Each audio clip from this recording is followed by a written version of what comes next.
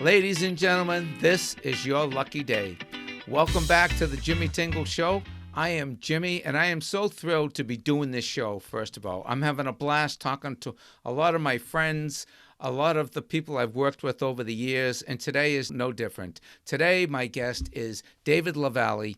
He is the executive director of the Center for the Arts in Natick. And it is a wonderful performing arts center right there in Natick Center that I've worked at for, probably 10, 15 times over the last 20 years. They're celebrating their 25th year in business, and David is the executive director for the last 18 years. It is a restored firehouse, and I'm so excited, to be going back there on February 19th, Saturday night. I'll be there, so I want you to please come out and see the show. I think you'll really enjoy it. And B, I just want to talk to David because he's just been such a wonderful supporter of the arts, wonderful supporter of musicians and comics and playwrights and filmmakers and the community in Natick Center. So, ladies and gentlemen, without further ado, drum roll, please, the one, the only, Mr. David Lavalley. How are you, David? Jimmy, it's so good to see you. Thanks for having me. This is just awesome. Of course, David. Of course. I'm so glad that we could do it. So you've been there for 18 years, David. It is a restored firehouse. You're the executive director. You actually brought your wife, Sherry, who is unbelievably supportive of you, into the operation as a volunteer. How do you get your wife to volunteer for an arts organization? This is probably her strategy for keeping an eye on me instead of me being here at late nights at all these weekend shows.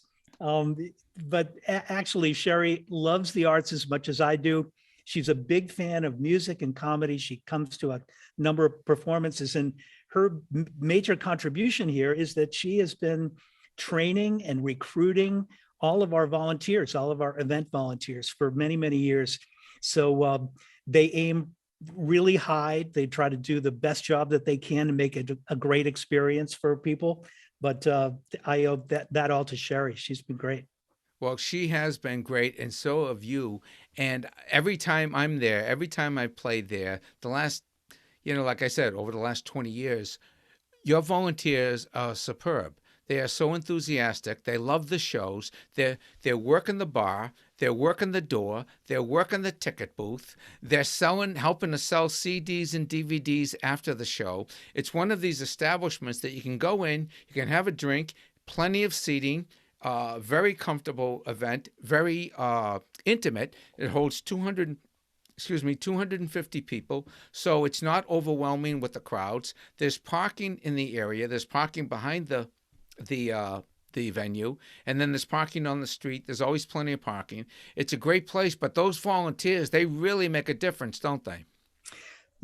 I when I go to a concert, no matter where it is, the Orpheum, the Wilbur, the Garden, all of these big places, the experience, there's so many different variables to making a great quality experience. You want the ticketing experience to be great. You want the sound and the lighting to be wonderful.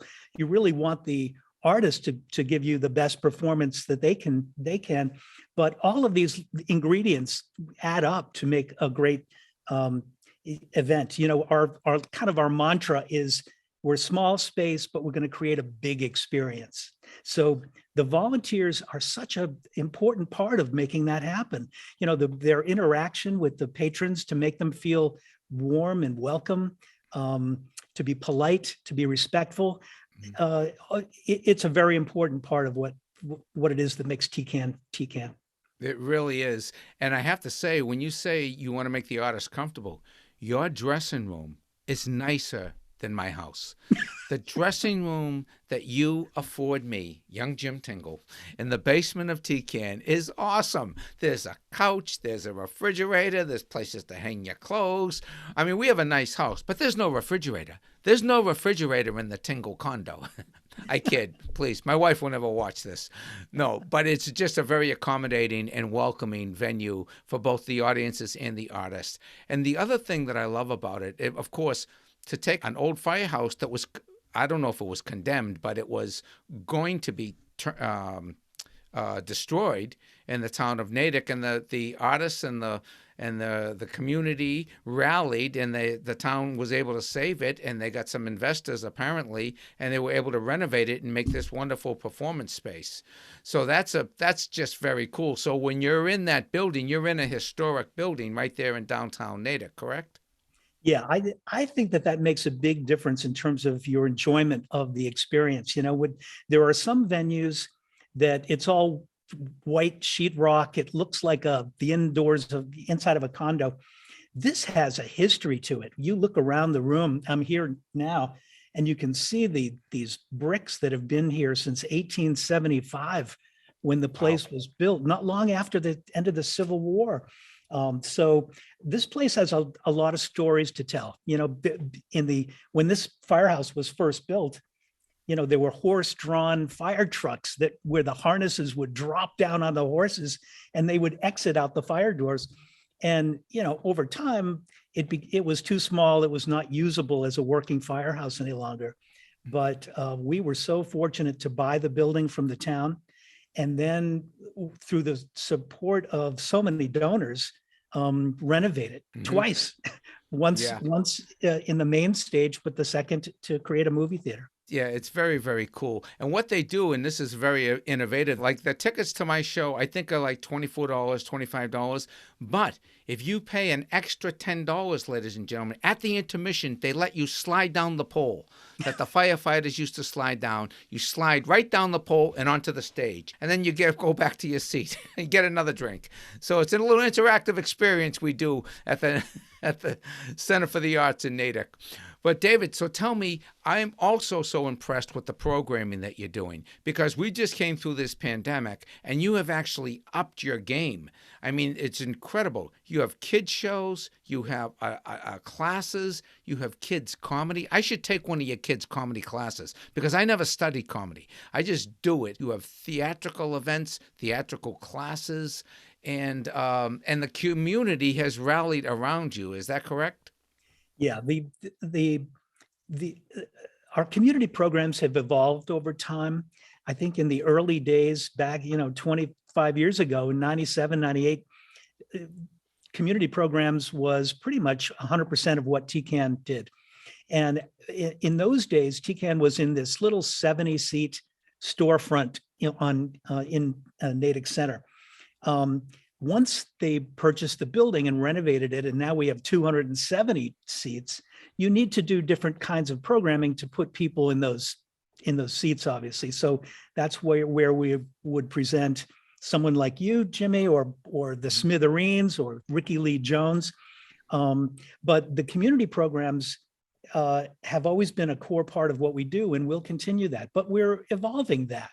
We're looking for new ways to connect people from all walks of life through the arts. Right. Well, it's very admirable. And the other thing that's great for it is it's great for the town, because as you remember, I used to have a theater in Davis Square, Somerville, and they told me, for every $1 that's spent on an entertainment ticket in a neighborhood at a venue, $10 is spent in the surrounding neighborhood in restaurants and pubs and shopping. And as I told you before the show started today, after 5 years of running that theater, I said, I'd like my $10 back. I'm not asking for a lot. I just want my $10 back. So it becomes a destination spot for a Natick Center. And how has the town and the community and the Chamber of Commerce, how have they responded to your venue? Well, the restaurants have been such wonderful partners. And I'm sure when you were in Davis Square, the same thing was probably true. You go into one of these restaurants and it's like, David, dear, let me get you dinner. You made us $5,000 tonight. Let me get you a drink. Have a meal. Yeah, because the entertainment bone is connected to the food and alcohol bone. It's like you want a total package when you go out, and so they've been fabulous. But in recent years, a number of condominium projects and housing developments have risen up around Natick Center, because the idea of living in a place that's close to the commuter rail, but is a block away from a performing arts center that has national touring acts, Natick Center is become a real destination and a real appealing place for people to be. Great. Well, I'm there February 19th, Saturday night. Do you do any dinner show packages with any of the surrounding restaurants? There are great restaurants nearby. The Buttercup is a great farm to table restaurant, terrific meals. Dami is a great Thai place. Agostino's great Italian place. So these are all within walking distance of the venue. David, by any chance, are any of the restaurants listed on your website? Yes, there's a dining guide page. Yeah. natickarts.org, and there is a dining page there. So if you want to come to the show, right there, make dinner reservations, come over for the show. And we're going to keep the show clean, ladies and gentlemen, so you'll be able to digest your food peacefully. Great. So, David, so the audiences are into it, the volunteers are into it, the neighboring community is into it. What about you talked about some of the acts that are coming through. I mean, Rickie Lee Jones, what a get to have at your venue, and the Smithereens. That's fantastic. I think there are a lot of artists people like Rickie Lee Jones, I'm sure, played much, much larger venues back in her heyday. Mm-hmm. But now what they value is being in a more intimate room where they can really connect with the audience. And the audiences here are so appreciative to see these wonderful acts up close. It's a powerful artistic moment when you're, a talent of that magnitude is 10, 12 feet away from you. So it really is. We're lucky to get those wonderful players. Sure. Here. And Tom Rush comes through, which is really wonderful. He's such a great performer. My friend, Deborah Henson-Conant plays there often. Wonderful musician. Vance Gilbert plays there. So, David, what else can you tell us about the venue? What else can you tell us to expect from the experience at TCAN?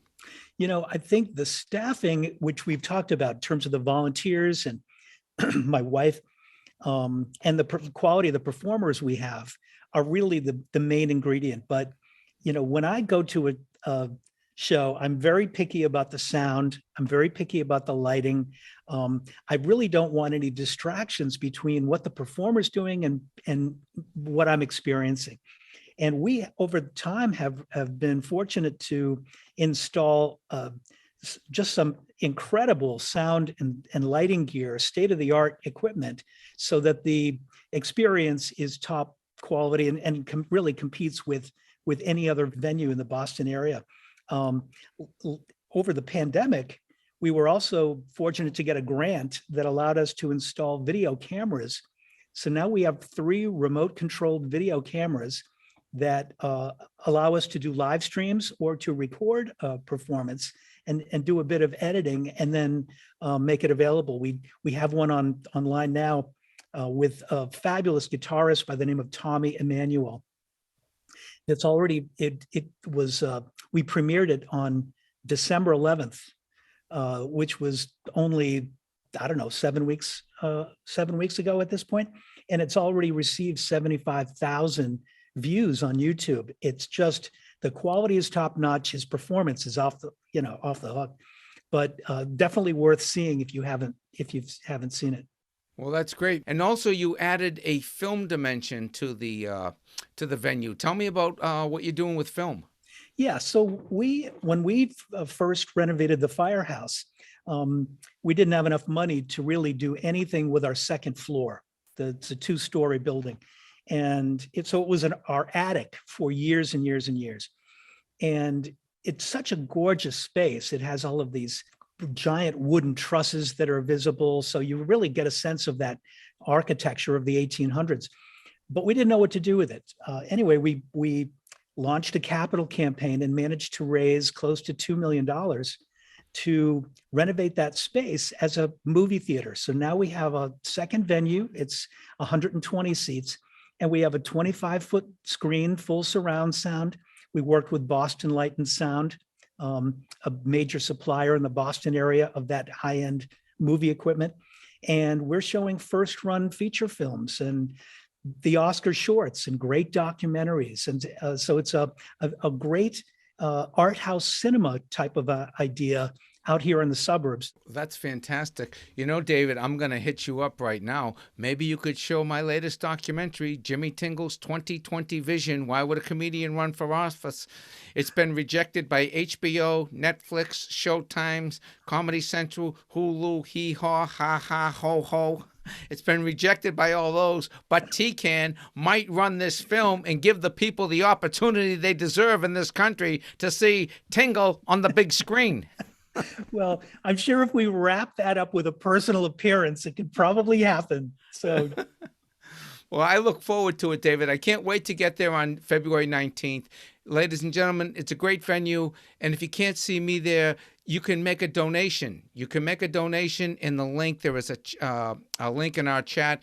We are supporting TCAN, the Center for the Arts in Natick. That is our Humor for Humanity partner for this particular broadcast. You can make a donation there.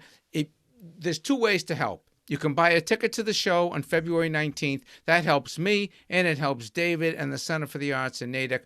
Or if you can't come, you can make a donation right there in the show notes to TCAN. There's an Eventbrite link there, and they will get the money in 30 days. So that would be great. They will appreciate it. They can just continue their wonderful programming, the support of the artists, the community, the neighboring restaurants and pubs that are just thriving in Natick Center. And David, I have to tell you, you have to give Sherry all of our love because she's just been wonderful. She's leading the volunteers. They're like a pack. You walk in there and you are surrounded by love, ladies and gentlemen. They take off your coat. They comb your hair. They brush your teeth.